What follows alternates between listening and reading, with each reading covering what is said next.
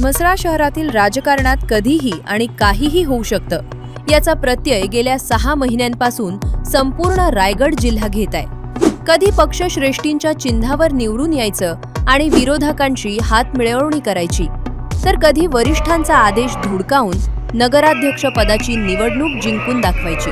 एवढंच नाही तर वरिष्ठांना खुश करण्यासाठी अवघ्या 4 दिवसात राजीनामा देण्याचा राजकीय खेळ सध्या म्हसळ्यात रंगलाय। महायुतीचा धर्म पाळत अवघे 4 दिवस नगराध्यक्ष राहिलेल्या शाहिद जंजीरकर यांनी 11 मे रोजी आपल्या पदाचा राजीनामा दिला।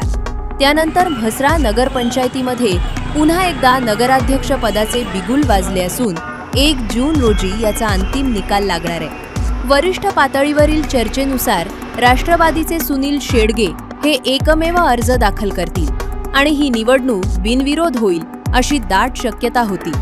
मात्र ऐनवेळी शिवसेनेचे शहराध्यक्ष सुफियान हळदे यांनी निवडणुकीसाठी आपला उमेदवारी अर्ज दाखल केला। यामुळे आता म्हसळा शहरात पुन्हा एकदा शिवसेना विरुद्ध राष्ट्रवादी असा थेट सामना रंगणार असल्याचं स्पष्ट झाले। सध्या नगरपंचायतीमध्ये शिवसेनेकडे 10 तर राष्ट्रवादीकडे 6 नगरसेवकांचं संख्याबळ आहे।